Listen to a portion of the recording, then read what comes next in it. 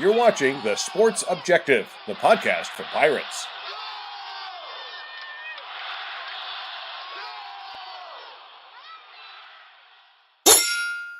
ECU, Private Nation, Purple and Gold family, stand to your feet, put your crossbones up, and lean side to side, yeah, and lean side to side, yeah, and lean side to side, come on, yeah, welcome to the island, man, it's crazy in here, a whole sea of purple and gold waving in here, keep a plank for the Shark Tank, traders beware, because we got a whole bunch of rowdy sailors in here. You're watching the Pirate Football Playback on The Sports Objective. Join us every Sunday night on our YouTube channel and Facebook Live as we talk East Carolina football. Now, here are the guys. Welcome into a special edition, emergency edition, if you will. We'll have a full, by the way, Pirate Football Playback brought to you by L&K Custom Homes on Sunday night, most likely in the 8 o'clock hour. I'm Dave Richmond as we're celebrating 27-24 Pirates get the win. Provo, Utah, the big win. They got it. And 3 in a row. I'm going to bring in now Kyle from LaGrange Barber. I don't know if he's eating an apple just yet, but how are you, sir? I am. I'm eating a green apple. Matt right. inspired me by eating apples. I wanted all right. one. And but wait. Oh, okay. Wait. Somebody on this podcast said it was going to come down to a field goal. I at halftime and earlier in the week. I don't know who it was, but I believe think it was Matt. No, it wasn't Matt. It was Kyle from LaGrange. So how about that? How about Nostradamus or Nostradamus? One of the two. But either way. How about them apples? How about them apples? And man, what a win! What a win, guys! Matt, what's up? Oh man, I'll tell you guys, just an awesome win.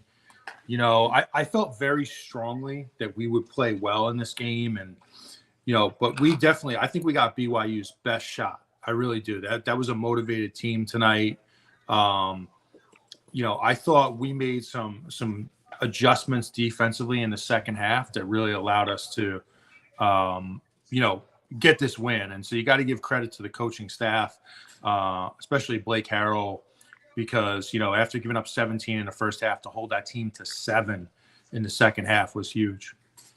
And even though I went to East Carolina, I'm not very good with math, and I'm glad you pointed that out, Matt. Bubba is the numbers guy as we bring in Bubba Rosenbaum from China Grove, producer. He does it all.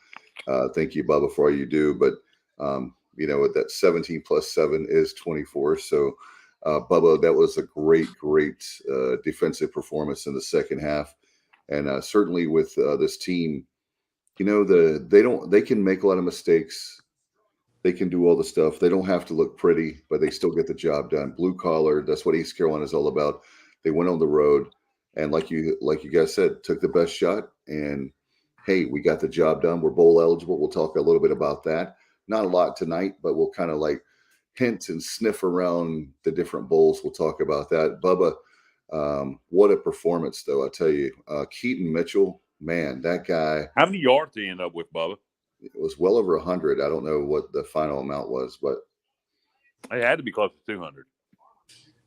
Keaton Mitchell, 21 carries, 176 yards, 8.4 per carry. He had the 31-yard touchdown, and then he also had the 35-yarder that set up a score. And picked up a first down that was not given to him that should have been reviewed. That was hot garbage, because you look at that. I mean, it was at least a half a yard or more. He definitely got it, and then to have that bad spot. But I'm going to enjoy this win. I'm not going to go off on the officials, but they missed a lot, including a late hit out of bounds in the first half. That was atrocious. It was so far out of bounds. The officials did a terrible job tonight. Terrible. The pass interference call on the fourth down play, which, by the way, I love the play call. I love the aggression there. You just about have to interfere with Winstead in those situations for him not to make the catch. That wasn't a bailout call. That was blatant pass interference. So, I won't even give the officials credit there because they had to throw the damn flag. Yeah, they missed a late hit out of bounds on one occasion. I thought they missed at least 3 or 4 holds on BYU's offensive line. And hey, listen, they have a good offensive line. They have some big guys, but they got away with quite a few holes tonight.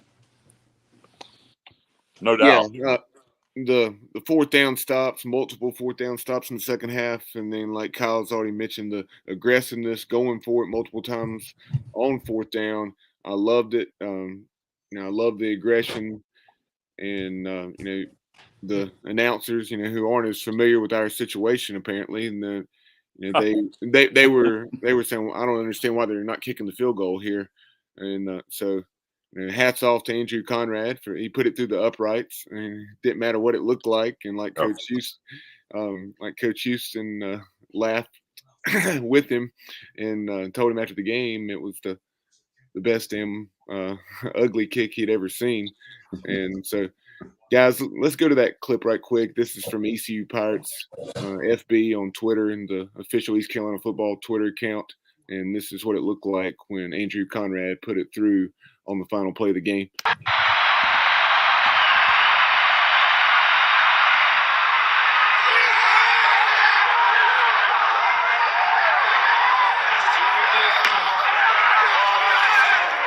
damn ugly kick I've ever seen.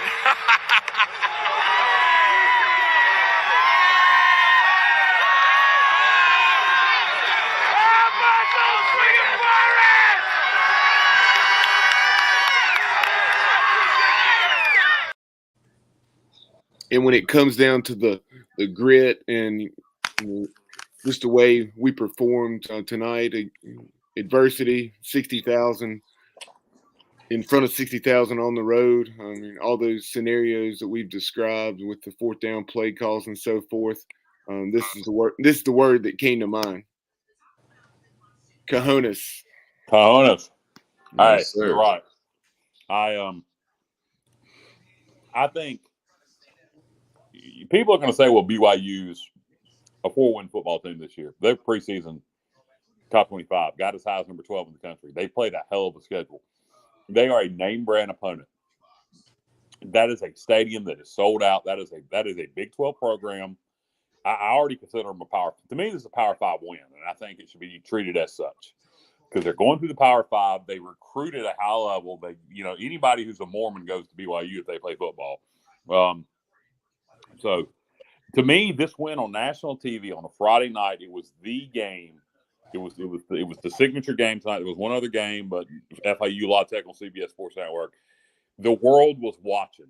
Like I told you, Matt, on the phone earlier, you being up north, more people saw you. You will get more pats on the back and, hey, how about your Pirates when you go to work Monday than you've gotten all year because people saw this game tonight, and it's good for the program to go on the road and win like that. To me, that top. I mean, when is the last time you look at Memphis last year and at Navy, but in terms of going to a big name school, a crowd that big, when is the last time we got a win like this on the road? I mean, when you talk about the ACC schools, but they're not as big like brand as BYU when it comes to football. Some of them are. Well, right off the top of my head, this may not be accurate. I'll go back and do a little research in a moment, but the one that comes to mind is 2014, against Virginia Tech, because they were coming off the win at the Horseshoe over Ohio State. Yeah, that's got to be it. That's got to be it, because what else would it be? We didn't do it under Mo. This is certainly Coach Houston's biggest win on the road, non-conference. Yeah. And by the way, this is his biggest non-conference win. This is BYU's BYU, and the people will say, "Well, we beat them under Scotty Montgomery." Yeah, that BYU team was drizzling crap. So the worst BYU team ever. This BYU team is talented, and I still think this BYU team will end up going to a bowl. They got 3 games left. I still think they'll find a way to get to a bowl. Yeah, and you know what, guys? You look at this game, and really, it was the type of thing where I really feel like we could have won by a lot more. And don't get me wrong, I'm not complaining about it in any way, but there were so many times we had BYU in 3rd and long situations, 3rd and 12, 3rd and 10, 3rd and 6. Jaron Hall, you got to give him credit. He's a He is fast. He's faster than I thought. You know, I knew he was athletic, but he has really good speed. And, you know, one of the adjustments they made was they started to spread us out with 4 wide receivers. So we had to cover everybody downfield. And it left a huge cavity right in the middle of the field. And he was able to capitalize on that. But, you know, in reality, guys, if you were able to take some of those third down conversions away, Exactly. we get off the field. I mean, we really covered them up well outside of that one bust on the touchdown, you know, the one bust early in the game. We covered him up well downfield. But he was just able to make plays with his feet. He's annoying, is what he is, because once you think you have him stopped, he makes a play. And, you know, the fact that, and you pointed it out earlier in the show, Dave, and Matt, you pointed it out to me over the phone. The fact that we held them to 1 touchdown in the second half really doesn't need to be ignored, because I really didn't think we were ever going to stop them. And we got several consecutive stops. And, you know, when we didn't get the 4th down call, you know, when they gave the terrible spot to Keaton, for us to follow that up with a 3 and out was unreal. And get the ball back in decent field position. And I just felt like we were going to come down the field and win it on field goal, and that's exactly what happened. And I mean, just, you know, Keaton, unbelievable game. Holton Naylor's unbelievable game. CJ, Isaiah, normal, you know, they always have great games. Keaton got a little banged up, probably a concussion or something like that. He got his bell rung. Do we know about CJ? CJ was also injured at the end of the game. He seemed to be. He said he was. Well, we had folks there at the game and texted folks, and then they texted us that he was walking off the field. He was fine. So no, I'm talking about later in the game. Oh, okay. I'm not. CJ got hurt again later in the game. Bubba, do you know anything about that? No, I'm not sure. I'll see what I can find out. But you know, kind of going back to our comments, there's a comment a few minutes ago from Johnny Robertson. He said somebody needs to acknowledge Ty Moss. You know, he saved the game, or, you know, made a critical play at the very least. And when he recovered Josiah Hatfield's fumble on the kick return, very true. As far as I can tell, that's the first time that he's recorded a stat of any kind. And so that was disastrous, because we could have. Ty Moss from Whiteville High School, 6'1" freshman. Josiah Hatfield, man, you got all the talent in the world. Play within yourself, dude. Quit making stupid mistakes. You can be an asset to this football team. You made one big play tonight. You almost made 2. You went out of bounds. But you're so close to living up to your potential. So come on, man. Just take that next step to be the player you can be. Yeah, I was happy to see that he had at least that one play, because he's the guy I was telling you guys. I thought it was like an X factor. Like, I thought he would like do something. I've been disappointed. It kind of reminds me a little bit, but not quite to this extreme, because he doesn't have this much talent. But Chris Johnson, up until his senior season, always got on my nerves, never lived up to the potential. What happened with DeMatt? Did DeMatt log off, or is he having technical issues? Maybe some tech. I don't know. Yeah, I mean, it's and the offsides there, was that Jeremy Lewis? I believe. Yeah, Jeremy had a heck of a game. It was just one of those things. Nobody's kicking it. I mean, you know, Jeremy feels awful about it, obviously. But hey, there's Matt. Yeah, and so technical issues here, fellas. Yeah, we accomplished our goal, and, you know, hey, Jeremy Lewis as well. Oh, yeah, I'm not being a lot of other members of that defense. You know, we're laying some licks on the Cougars throughout through the night there. And yeah, you saw Jeremy. You know, Jaron Hall, you know, he was on his back at least twice from Jeremy Lewis, and And yet the thing about that is Not the first time Jeremy Lewis has had a cougar on its back I've heard of. It's just a shame. I knew that was coming.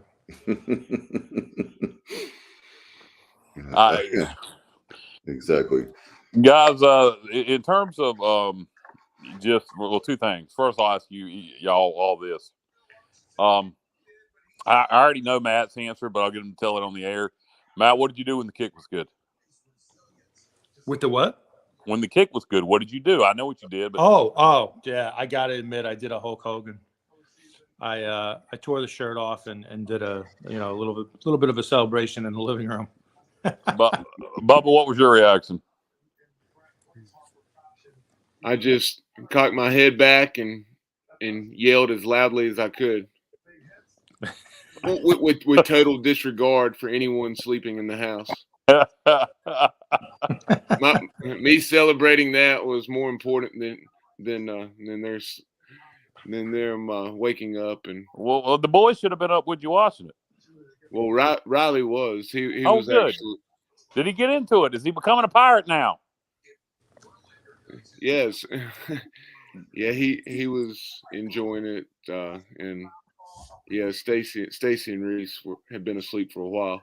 Okay, Dave, what was your reaction? Fist pump? Throw your children in the air? What'd you do? Yeah, my son Alexander and my mom, the three of us were watching TV and watching the game, and my son Alexander, he was especially that last quarter was really focused on the game and not like other things, and so I was really happy with that. And I wanted to point out to him he's got his last football game in the matter of hours here now, and that targeting call, I made sure he paid really close attention to that. Because he loves to tackle people, but I want to make sure that. So, what was the celebration like though with you guys? We were screaming really loud, high fiving. All of us were still up. My daughter has a soccer game, but she was still up, and my mom and my son and I. So we had a great time, and that's the way it's always been. Is ball games are like family events at my house. The women and the men are all together and having a good time. So. I of course initially yelled, then I got up and started doing slide shuffles throughout the house, dancing, and Jessica was just laughing hysterically at the win and then at me. She was just her reaction was just laughing, but so it was a good time to be had by all, and then the I had a follow up question to that and I forgot what the hell it is. It's getting late. My brain is getting a little brain fog here, but I'll think of it in a minute. So somebody else goes somewhere. While you're thinking of that, Richard Allsbrook chimed in saying, going back to the first play of the game when we had the low snap. I agree with him. It appeared as though we were setting up a reverse, like we were going to hand it off to Keaton, and then he was going to hand it off or toss it to Josiah Hatfield. Yeah, it looked like we were going to try something, and what should have happened at that point, Holton should have just threw the ball away. Yeah, that was a 10-yard loss. I mean, in that play, instead of the 25, you have it at the 15. By the way, guys, am I not mistaken? Or am I mistaken? When is the last time Holton threw an interception?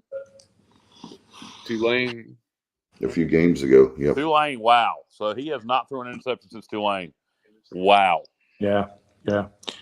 He's been sharp. His decision making has been good, and you got to give him credit. I'll tell you one thing that kind of was on my mind tonight, guys, and I think it showed up a little bit. And as great as Keaton played, and I thought Marlon Gunn played pretty good tonight too. Yeah. But I think what really showed up tonight is we miss Rajay. And I think we really miss him in some of those situations where it's like 3rd and 1. I'm a big fan of Rajay in the red zone because I think he's got quick feet and he's got some power. He's a little bigger back.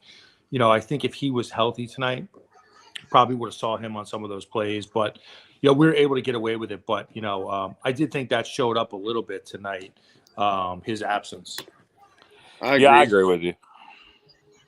Yeah, Keaton obviously, he had 185 yards or whatever we said earlier. 176.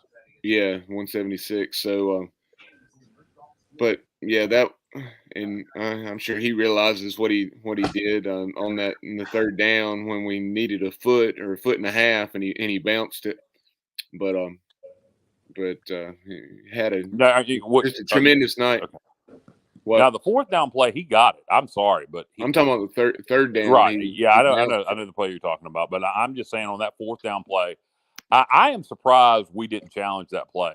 And first of all, why in the hell are they reviewing the BYU fourth down play when there was no possible way that could have been overturned, and they didn't review ours? Yeah. Can you explain that to me?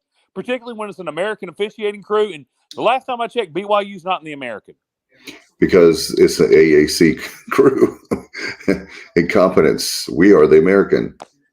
Well, you know what? When you're in a non-conference game, the officials, they shouldn't cheat, but they should damn sure not be calling things in favor of the other team. Yeah, well, we've come to get used to the officials being subpar at best. So it is. Give them credit on the PI call. Give them credit on the targeting call. Yeah, I mean But there was a lot of missed calls in that game, and like I said, I'm very bullish. Dave seems to be too. Matt, Bubba, do y'all think Keaton picked up that fourth down? I agree with you. I immediately jumped out of my chair and said that's a horrible spot. Yeah. It literally looked like he got it by a half a yard, and I didn't think it was close. That's what I don't understand. At the very least, they didn't even hesitate. It was like they went like this, and I was like, "Oh my God, you got to be kidding me!" At the very least, I thought we would get a measurement, and that's something else. It's kind of a pet peeve of mine. Not just that play, but just in general. Occasionally, you'll see a measurement, but not like you used to. Not like you used to, and I think that goes back to the whole speed of the game. It's okay to have, of course, you have all these television commercials, but then heaven forbid a few measurements to make sure we get it right. Well, hey, that's the reason they should do a measurement, is that gives them a chance to sell more advertising. So they should. That's true. They should measure more. I agree with you though that Bubba, you're exactly right there. I don't know why in the world that people are so worried about the speed of a game. What else do you have to do? And no offense to Provo, Utah, but I'll speak for Greenwood. Well, I'll say this about that, particularly with football. Football's not hurting for television ratings. I mean, I don't know that anybody has complained about football games going too slow. Yeah, baseball, because there's downtime in baseball and it's boring. But football's football, and so the speed of the game. For programming reasons, if you're trying to get to Sports Center, I get that a little bit, but nobody is not watching football because they think it's boring, like sometimes is the case for baseball. And I think the pitch clock has been a good thing for baseball. Yeah, and even still, I mean, the baseball games are not as slow as what they once were, too. And I guess it all depends on what kind of game you're having. It could take it forever, or if it goes into extra innings. Right.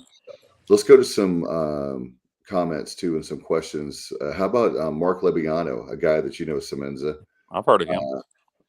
From the great state now of California, the Golden State. Mark says he's happy for the Pirates. Play calling still an issue? ? Kids are playing hard, and he said, "Can we get a sellout for these kids?" He was talking about.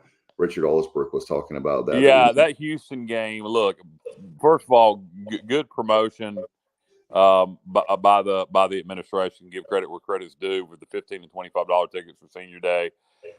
We need to pack Dowdy Ficklen Stadium for Houston. No excuses. I don't give a damn if it's a 12 o'clock kickoff, a 7:30 kickoff, whatever. We need to pack that stadium for the Houston Cougars.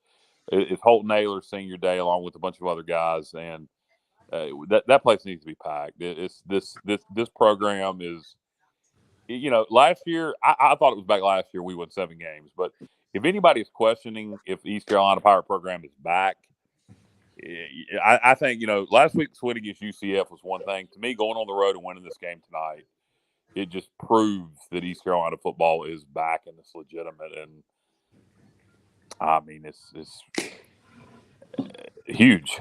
Yeah, no doubt. And we were able to overcome tonight. You know, a lot of guys got banged up tonight. The one I'm a little concerned about is Julius Wood. And that is what I was going to lead into, Matt. You just got it. But go ahead. Yeah. Well, it looked a little bit like maybe he got like a hyperextension in the leg, maybe in the knee. I'm hoping it's not the knee, but he's a guy that's playing really good football for us.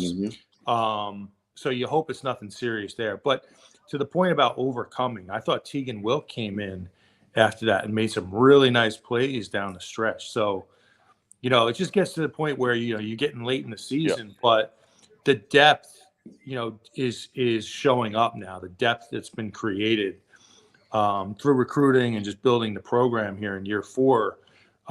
That's how you win games. And but you just hope that Julius Wood, I mean, he is really, I thought he was blowing some people up tonight. He made some really nice physical tackles. Just don't want him hurt. Have either one of you guys, Bubba or Matt, had a hyperextension of your knee? I don't think that necessarily is an MCA ACL tear. I think you can hyperextend your knee and it just be really, really sore. Have either one of you guys ever done that? I have actually. I actually cracked a bone on a hyperextension. Oof. Yeah, on a hyperextension, like the tibial. That's better than tearing an MCL or an ACL, though. No doubt about it. But yeah, it can be done, and I can speak from experience on that one. But man, I really just hope for his sake that it's not an ACL, because that's the worst injury. No doubt, guys. With the few minutes we have left. Well, that's what I was going to segue off that, Dave. That's what I was going to get to earlier. The off week.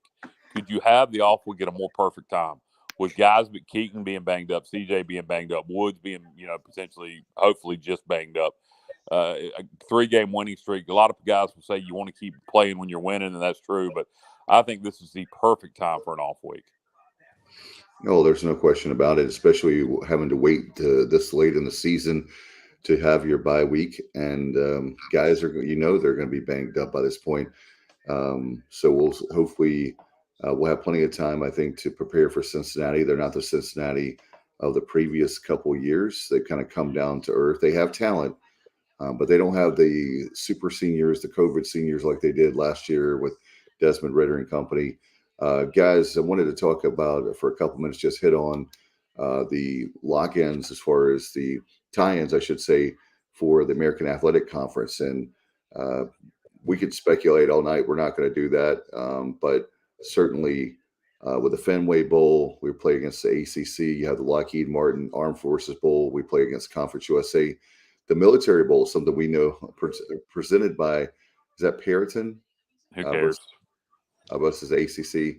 Radiance Technologies Independence Bowl versus Army. And Army will not be bowl eligible, so it'll be interesting to see who gets that spot. I'd love to go to the Independence Bowl if it's the right opponent. Yeah, that will be our good friend Terry Gallagher from the 78 team that we know very well. I'm sure he would love to go back to Shreveport. So anyway, the fact that we're bowl eligible is fantastic. But there's other bowls that we have tie-ins with. That's not the complete ties. There's the bowl pool. Birmingham, Myrtle Beach, the Gasparilla Bowl, Gasparilla, Frisco Cure Bowl in Orlando, Birmingham, Cure Bowl, First Responder Bowl, Boca Raton Bowl. Of all those bowls, the Independence Bowl is intriguing to me just because of the history, but it would need to be the right opponent. Army's not going to feel it, so who's going to be the opponent down there? Though you got to fill in. You pretty much almost got to think. If Tulane doesn't end up in the New Year's Six, they would go to the Independence Bowl. Pays is saying ECU Pitt military book it. Maybe. That is definitely a possibility. I could see us going to the Military Bowl again. Of course, the dream would be to win out, get in the conference championship game, beat Tulane, and somehow end up in the Cotton Bowl. And it's still on the table because you beat Cincinnati. That's a top 25 team if they beat UCF this week. So at that point, UCF would have 2 losses. We would need Cincy to lose 1 more if we beat them, and then we'd get a rematch for Tulane. Is that a 3:00 game tomorrow, guys? The Cincinnati? Yeah, I believe it is. Game? That sounds right. Yeah, that sounds right. Because that to me is my favorite game of the day. It's 3:30 on ESPN. 3:30 Okay. ESPN. There you Okay. go. Yeah. Can't wait to watch that one. I mean, that one is going to speak volumes about, what happens in the conference race this year. Now, let me ask you this. If you had the choice of Pitt in the Military Bowl or a Pac-12 school in the Independence Bowl, which one would you rather do? Pac-12 and the Independence. Yeah. Bubba, Dave, what about you, Matt? That's a tough one. You're thinking about it from you wanting to be able to go. Well, I'm partial to the Military Bowl just because it's so accessible for our fan base. Well, that's true. But you know how I feel, Kyle and guys, about playing teams from across the country. I like the idea of playing different teams, especially from the Pac-12. And we do have a history with. And another thing is, I was going to say, the only reason why I was torn a little bit is I do like Pitt. I think that program they're building there, they won the ACC championship last year. So that would be intriguing. And like Matt said, You could see Duke. You could see Duke in the Military Bowl also. Yeah, because so that would be interesting. Hell, you could see NC State. I don't know how many more games NC State's going to win without their quarterback. But if you get NC State, you're not going to have then we won't go. If they get the Wolf Pack, then they won't take the Pirates because that's not going to happen. I can guarantee you that. No doubt. But we're going to talk about that obviously as things. Dave's getting sleepy. What? I said Dave's getting sleepy. No, actually, that's the thing. After these wins, I'm like wide awake. I was really exhausted. You don't seem it, man. You seem like you're getting a little drowsy to me. Doesn't y'all? No, I'm good. No, I'm good. My thing is it'll probably be another hour or two before I can go to sleep. These ball games really is if I coach a game, if I'm at a game, watching a game, my adrenaline I was bad before the game. I was really bad about guys, let me tell y'all something. This is how bad it was. This is how bad it was for me at the end of that game. And granted, like I said, not to keep talking about my health, but I'm obviously going through chemo. I started shaking and sweating profusely on our last drive. It probably ain't good for my health. I mean, I was literally trembling and sweating like I was running a fever.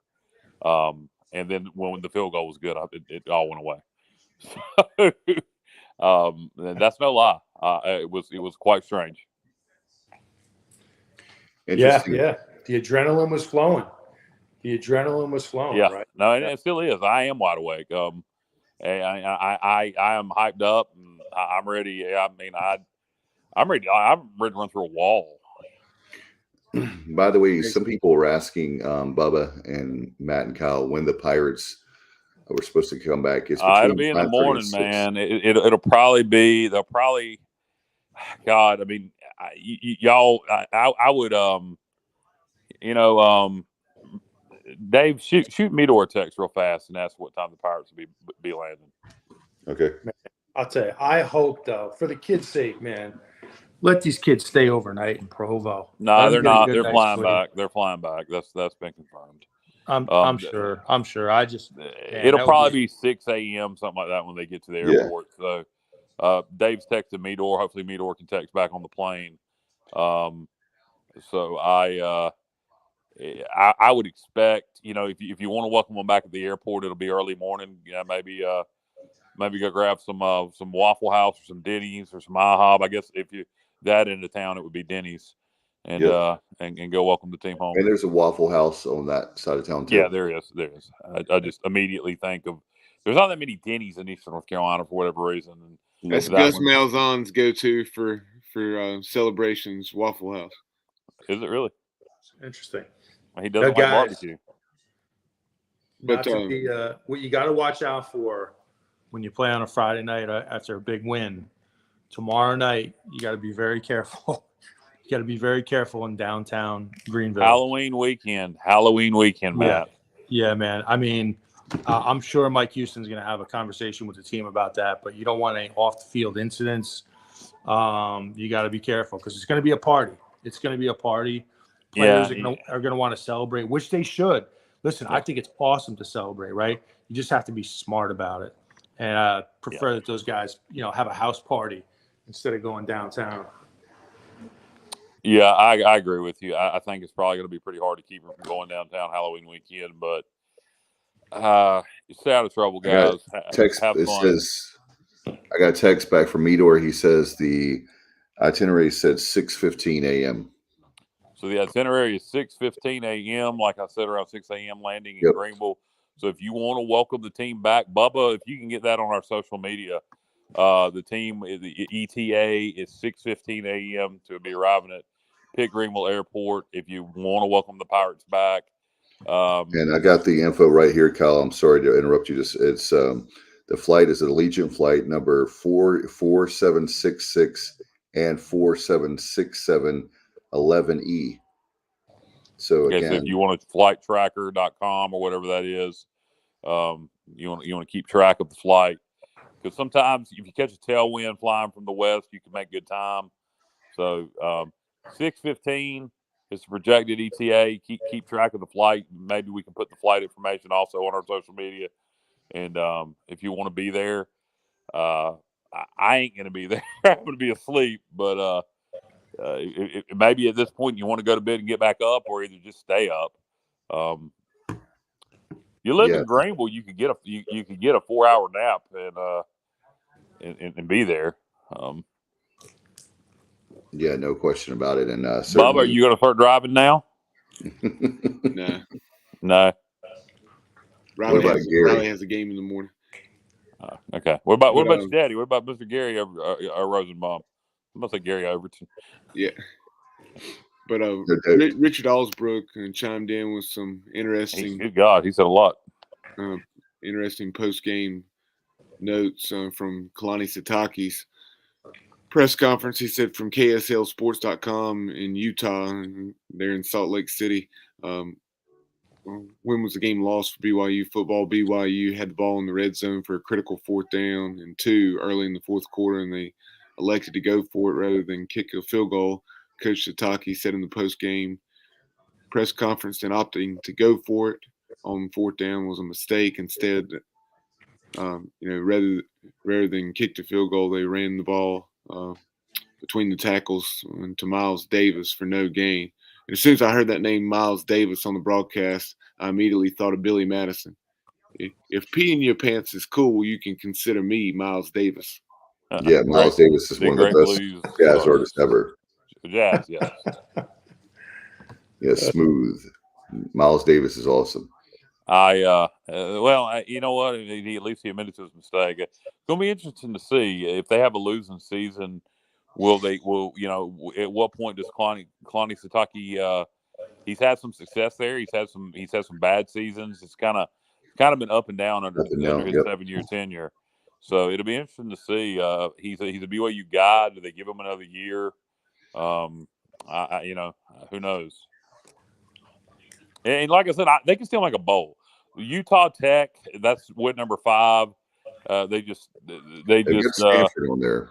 They got Stanford and Boise, and Boise's beatable. Boise's playing better football, but they're beatable.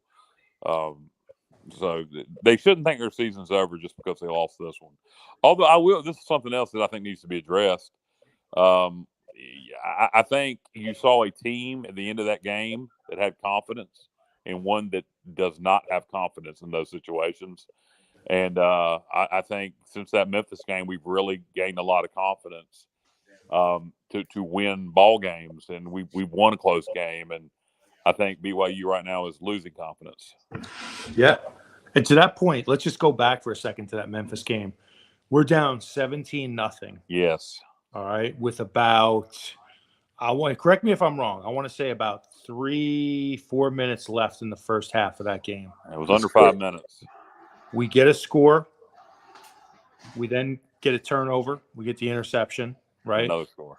And another score. And that, if you look back at that season, that might be the turning point for everything. Yeah. Because if you don't make that rally, right, with under 5 minutes left in that half, man, you lose all momentum and you probably drop that game at home, and who knows what happens. So No, the Memphis game was huge, man. It was huge, and I said it last week. About the UCF game. I don't think you win the UCF game if you didn't win the Memphis game. And as Marshall was the turning point of last season, Memphis was the turning point of this season. And after the Navy game, so many people were down. After the Tulane game, people were jumping off bridges, which I didn't understand because Tulane's a good football team. And now we're 6-3. We're 6. By the way, how about this? We got 6 wins in this October, baby. Exactly.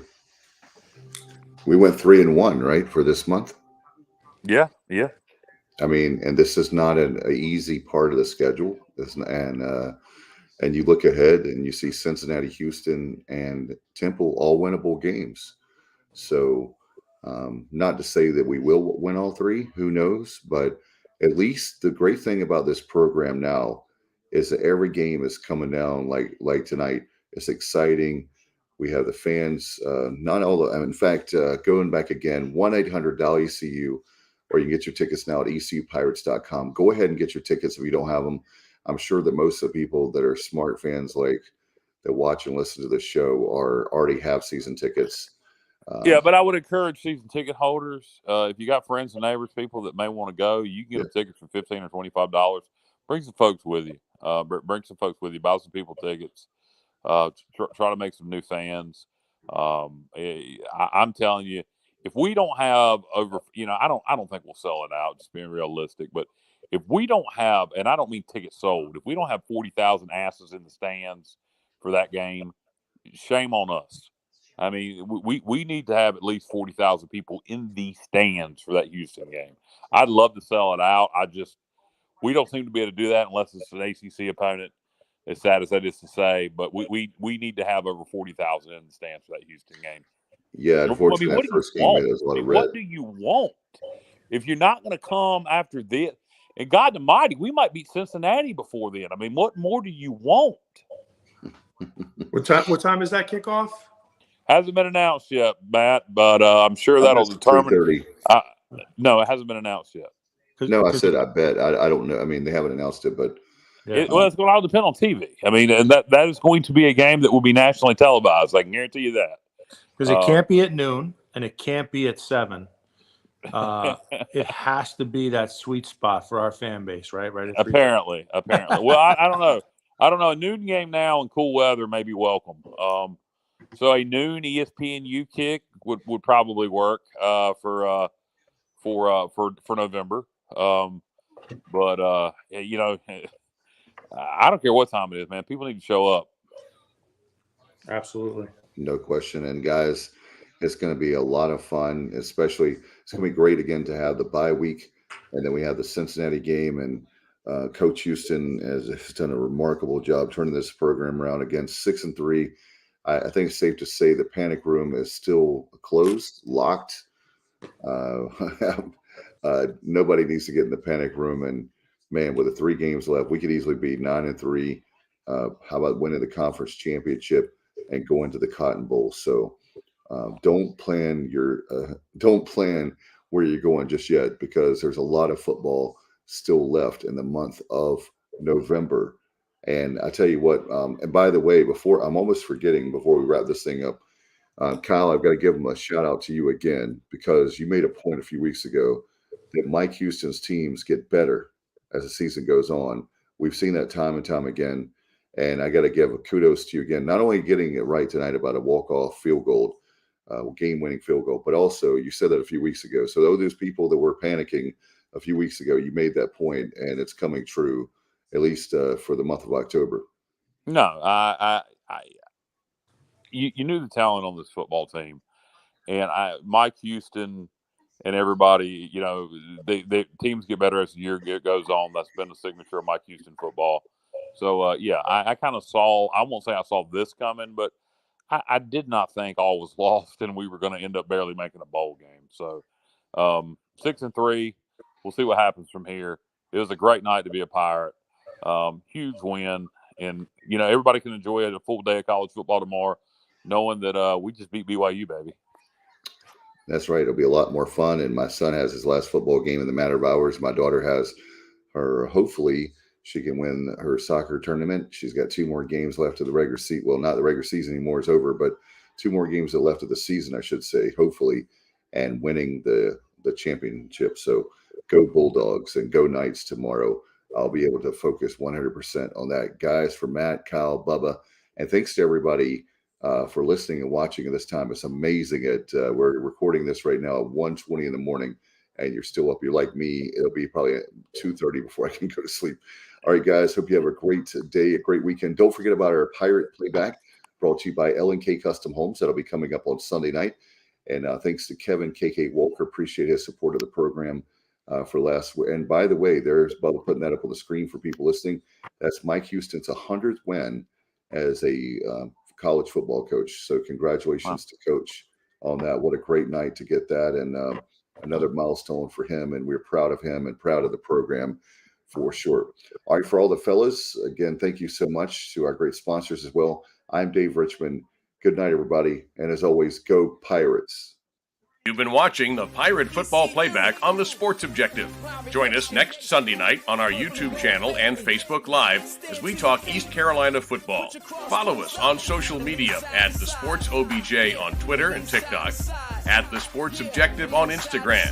Please like and follow our Facebook page and subscribe to our YouTube channel. As always, we appreciate you listening to the show. Go Pirates! Because we got a whole bunch of rowdy sailors in here. On the